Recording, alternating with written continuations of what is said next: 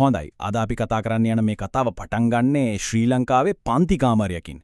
මේක ඇත්තටම පදනම් වෙන්නේ GDN පූජා රවිශානි කියලා ශිෂ්‍ය ගුරුවරයෙක් කරපු ක්‍රියාමූලික පර්යේෂණ වාර්තාවක්. හිතන්න බලන්න සමහර වෙලාවට අපි ඉගෙන ගන්නකොට එහෙමත් නැත්නම් උගන්වනකොට විසඳන්නම බෑ කියලා හිතෙන ගැටලු එනවා නේද? සාමාන්‍ය ක්‍රමවේදේ ඒව කොහෙම වැඩ කරන්නේ නැහැ. අන්න ඒ වගේ වෙලාවකදී අපිට සිද්ධ වෙනවා සම්පූර්ණයෙන්ම වෙනස් අලුත් විදිහකට හිතන්න. මේ කතාව නිර්මාණශීලීත්වයයි සංවේදීකමයි එකතු වෙලා ඉගෙනීමේ මූලික අභියෝගයක් සම්පූර්ණයෙන්ම වෙනස් කරපු හැටි ගැනයි. පනාගොඩ යුද හමුදා ප්‍රාථමික විද්‍යාලයේ තමන්ගේ 3 වසරේ පන්තියේදී මේ ගුරුවරිය අමුතු දෙයක් දකිනවා. ළමයි 3 දෙනෙක් දිගින් දිගටම එකම විදිහේ අමුතු වැරද්දක් කරනවා. හරි.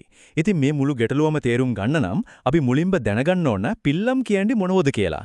සරලවම කිව්වොත් මේවා තමයි සිංහල භාෂාවේ ව්‍යංජනාක්ෂර වලට එකතු වෙලා අර නිශ්චිත ශබ්ද හදන ස්වර ලකුණු. හරියට ගඩොල් වගේ. පිල්ලම් නැතුව අපිට වචන කියවන්නම බෑ.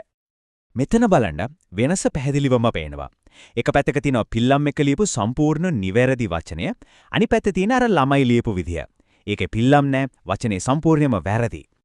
ඉතින් මේ ගුරුවරියට තේරුණා මේක නිකම් පොඩි වැරද්දක් නෙවෙයි කියලා.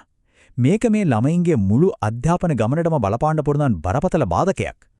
ඉතින් ළමයින්ට තව තවත් අභ්‍යාස දීලා දඬුවම් කරනවා වෙනුවට ඇය තීරණය කළා රහස් පරීක්ෂකයෙක් වගේ මේ ගැටලුවේ මුලටම යන්න. අයා ක්‍රම 3ක් පාවිච්චි කළා හෝඩුවාවන් හොයන්න.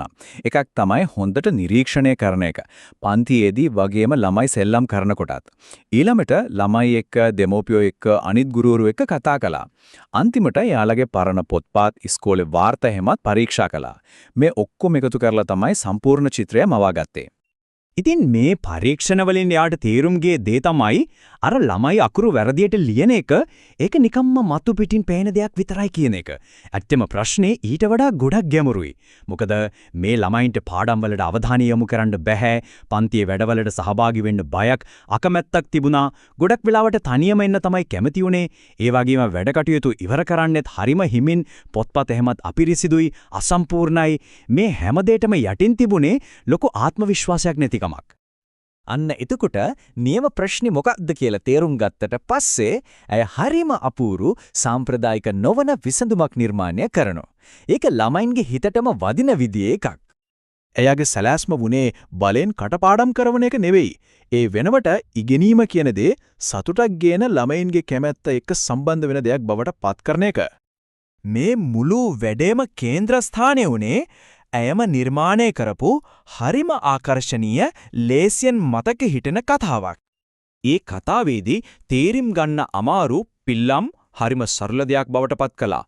අකුරට උඩින් දාන ඉස්පිලි වුණේ අකුරු බබාගේ තොප්පේ. අකුරට යටින් දාන පාපිලි වුණේ අකුරු බබාගේ සපත්තු. හරිම අපූරුයි නේද? ඉතින් මේ කතාවට අමතරව තව ක්‍රියාකාරකම් ගොඩක් එකතු කළා. ළමයින්ට වැලිතටිවල පිල්ලම් හැඩ අඳින්න දුන්නා. කපාගත්ත අකුරු පරිප්පු ඇට වලින් සරසන්න දුන්නා. ප්ලාස්ටික් අකුරු කට්ටල පාලිච්චි කරලා වචන හැදුවා. ඒ වගේම හැමෝම එකතු වෙලා ජනප්‍රිය පිල්ලම් සින්දුව කිව්වා. මේ නිසා ඉගෙනීම කියන එක විනෝදයක් වුණා.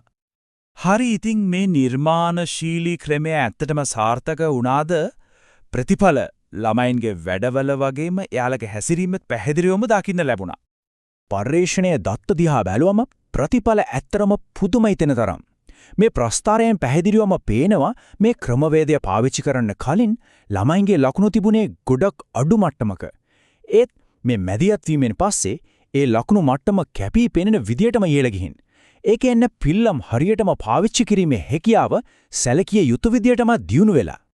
ඒ වගේම ලකුණු වලටත් වඩා වැදගත් දෙයක් වුණා. ඒ තමයි ළමයින්ගේ මානසික වෙනස. එයාලගේ තිබුණු බය, අකමැත්ත නැතිවලා ඒ වෙනුවට පන්තියේ වැඩවලට උනන්දුවෙන් සහභාගී වෙන්න පටන් ගත්තා. ආත්ම විශ්වාසය වැඩි වුණා. ඇතරම මේ පුංචි පන්ති කාමරයේ කතාවෙන් අපිට ඉගෙනීම, සහ ගැටලු විසඳන එක ගැන හරිම බලවත් විශ්වීය පාඩම් ඉගෙන ගන්න පුළුවන්. ඉතින් වැදගත්ම දේ තමයි මේක. දරුවෙක් දිහා බලනකොට එයාගේ එක වැරද්දක් විතරක් නෙවෙයි, සමස්ත දරුවාවම තේරුම් ගන්න උත්සාහ කරන එක. මේ ගුරුවරිය එහෙම කරපු නිසා එයාට ලිවීමේ ගැටලුව විතරක් නෙවෙයි ළමයින්ගේ සහභාගීත්වයේ ගැටලුවත් විසඳන්න පුළුවන් වුණා. ඉතින් මේක ඇත්තටම අපිටත් හිතන්න දෙයක් ඉතුරු කරනවා. නිකම්ම අභ්‍යාසපොතේ හිර වෙනව වෙනුවට කතාවක් සෙල්ලමක් පාවිච්චි කරලා අපේ වැඩවල තියෙන ගැටලු විසඳ ගන්න පුළුවන් අවස්ථා කොච්චරද? සමහර වෙලාවට වඩාත්ම ඵලදායී විසඳුම ඒක තමයි වඩාත්ම මානුෂ්‍ය විසඳුමක් වෙන්නේ.